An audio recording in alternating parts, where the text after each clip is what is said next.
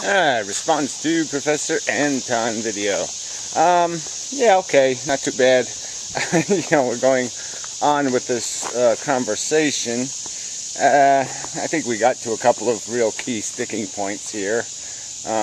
It really has to do with the appreciation. I mean, how much you weight different things, and he puts a very high weight on things I would call almost trivial, like art, and whatever those little bits of glory moments that he might call spiritual. So I would sort of metaphor it like, okay, I'll start with towards the end of his video, he's talking about this Japanese psychology crap, where, you make a list of all things that mommy did for you, and you realize that, oh, what a burden I was. Well, I would turn that around a little bit and say, first off, where did mommy lay her eggs? What kind of world did mommy have the baby into? How much care did mommy take to make sure things would go okay? Did she lay her eggs in a ghetto? Did she lay her eggs in a debt-ridden, violent, insane, crazy, lunatic world full of crazy fucks? Yeah, where did she lay these eggs? But anyway, then a different metaphor might be it's like sled dogs or something. Yeah, okay, some guy wants to go to the North Pole. He's all horny for it. So he straps up the dogs who will do anything. I mean, they just want to have some running fun. And he just beats the hell out of them and runs them to the North Pole and then eats them. Yeah, isn't that pretty much what the parents do? Yeah, they suck their kids dry. They say, oh, look, I'm dying now. Give me a whole big pile of money. Take care of me. Squander 150 grand keeping me alive, even though I'm dead. So, even that part doesn't really work out. It all turns into shit. Yeah, and I'm not somebody's sled dog. I mean, fuck that shit. I don't exist to fulfill some other person's mission. It's just, maybe you want to be used that way. I have no interest. Unless somebody's got a set purpose for me, I don't want to hear it. I really don't. I'm not here to be a back scratcher or to be some other thing that satisfies some personal ambition of yours. I mean, you can just stow that shit. So unless you've got a clear vision, yeah, I'm not thanking you for a damn thing. And if anything, yeah, well, I will get you thrown in jail in the future. I mean, it's very possible, Professor, that in the future, it'll be a crime to eat a pig. And in the future, it'll be a crime to have a child recklessly and sloppily. Because, yeah, resources will be important.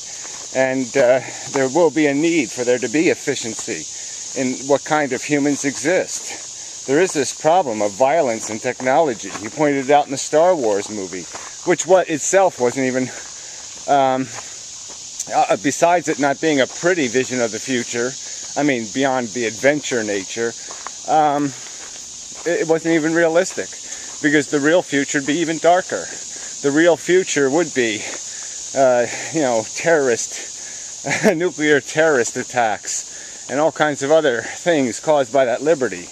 Or, societies would be like the Matrix. You would have to be locked up in a virtual reality or in some other circumstance where you could be contained. I mean, even the Matrix was a lie, because all of Zion was pretty much united, right? Zion wasn't Sunni and Shiite fighting with each other. So what if Zion had been split, and so they were so busy bombing each other they couldn't fight the Matrix and its machines? That would be the reality. The reality would be a stupid, idiotic failure because of that inability to conform psychologies to some sort of agreeable gameplay. Yeah, I think the game you're playing is worthy of a big bucket of a big giant vomit. I should just vomit on the game. It's disgusting. And I would ask you, how disgusting does it have to get before it makes you sick? I mean, exactly how hard do I have to rock this boat before you start to lose your lunch. Do I have to kill 1 billion people? 2 billion? 3 billion? Do we have to have triple AIDS? How many, like I said, how disgusting does it actually have to get? How deplorable do the living conditions of the human being have to be before they turn your stomach? Did you look at the images from Haiti when they had that earthquake? Did you see that shit? And what? You're just, well, life is worth it because I painted a painting and I had a thought about how wonderful my ass twitches when the moon is in just the right position. I get a wonderful little ass twitch. I mean, what the fuck?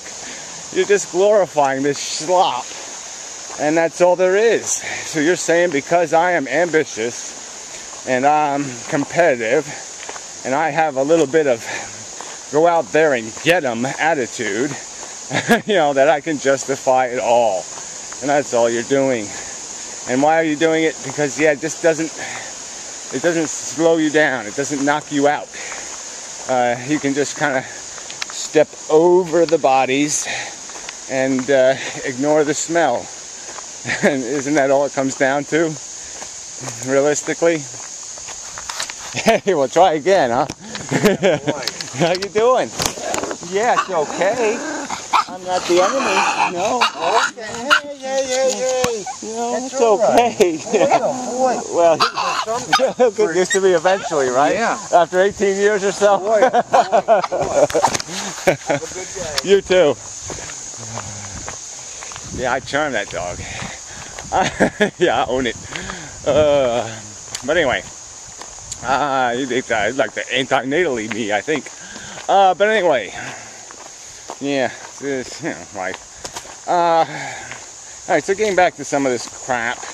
I mean, I think that's sort of where we are. We're just at this basic argument. How much can you justify? And why, how bad does it have to get before it gets to you? Like I said, see, if you were in a war, and you were standing next to a guy named Jim, and you got to know him pretty good, you, unlike me, would be okay if he got arrowed. Because you'd be thinking, oh, thank God I didn't get arrowed. and I would be like, oh, fuck this. I might be thinking even that he's a better man than me. I might be thinking that he's got 3 kids, and, well, then I don't want to go there, but then I'd be thinking, well, he's got a lovely wife. Yeah. So, yeah, maybe I'll go take his place. But whatever. I mean, the point is,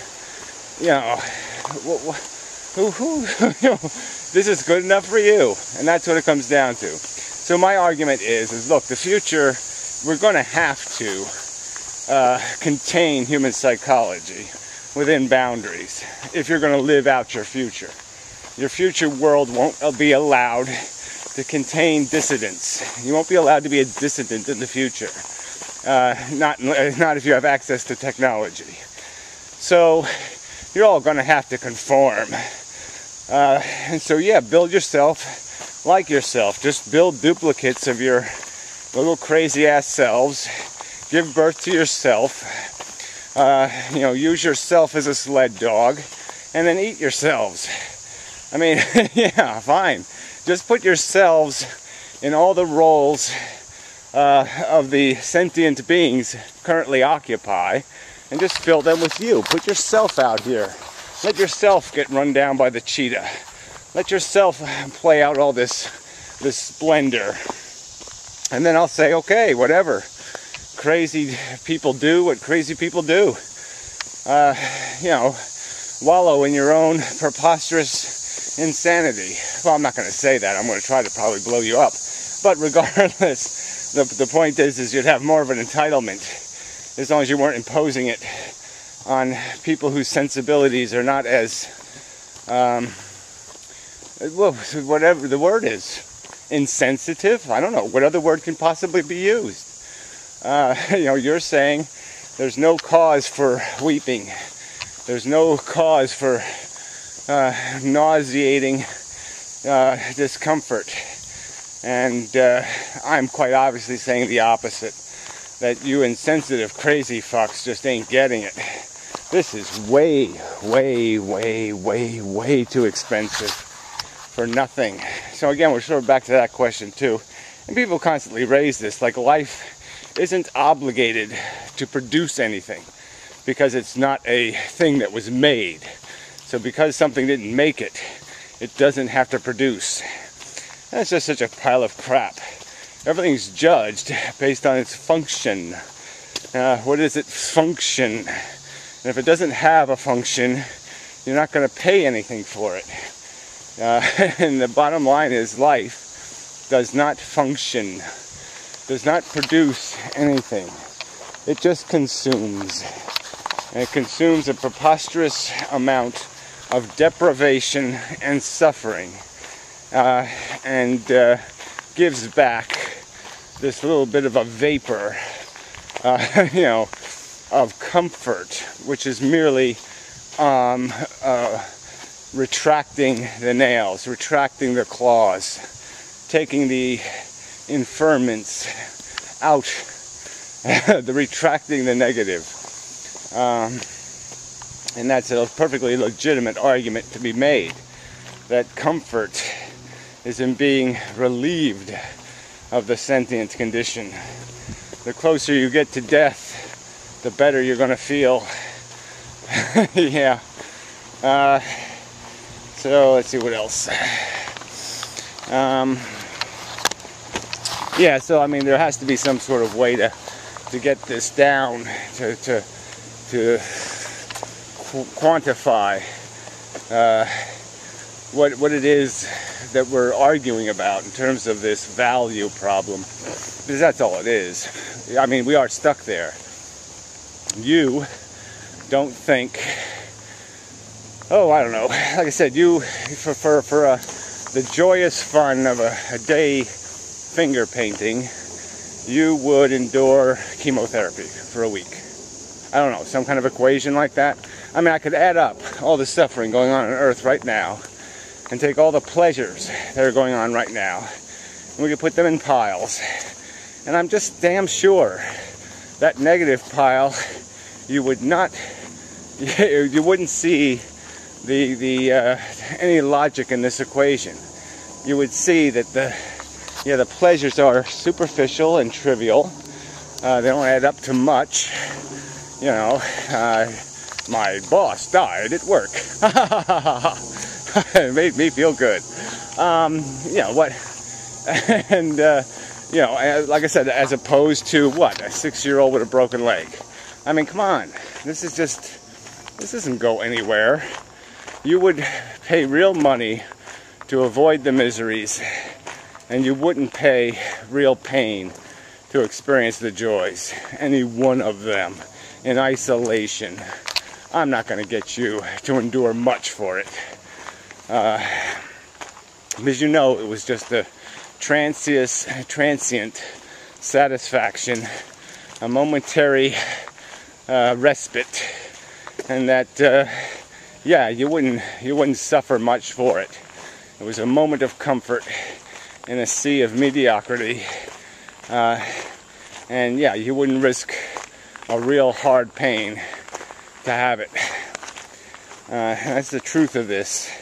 This is a psychologically delusion kind of scenario. You are deluded into seeing value where there is none.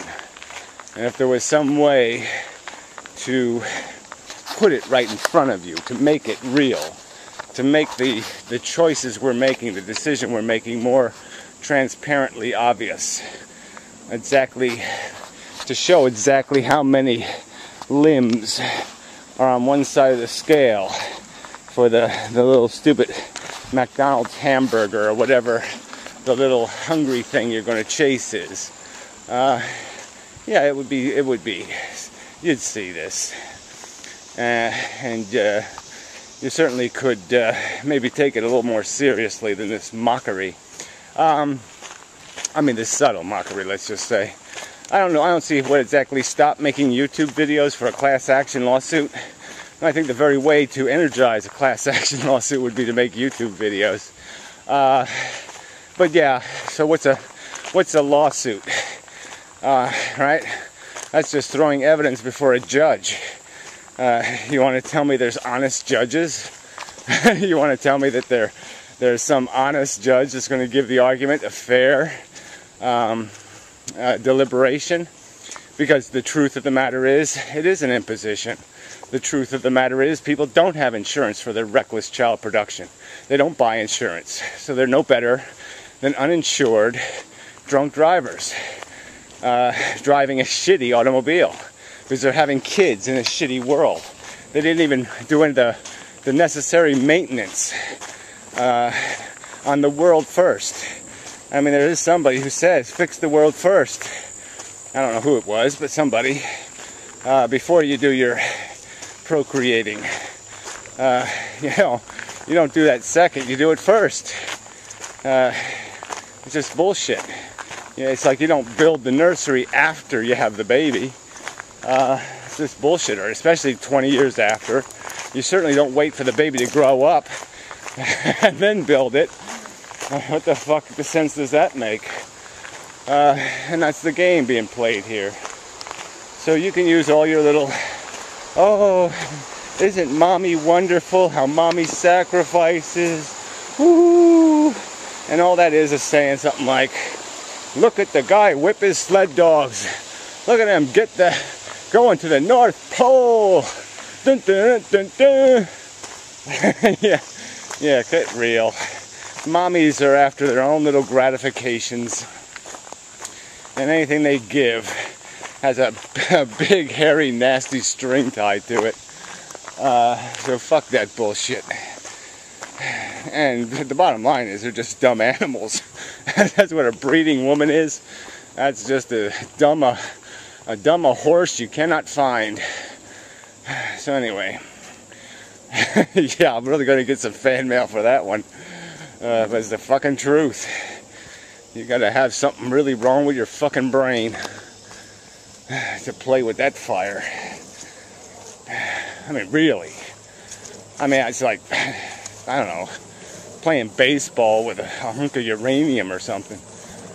You know, yeah, let's be stupid for no reason at all. Anyway, till next time and such, so forth and whatnot.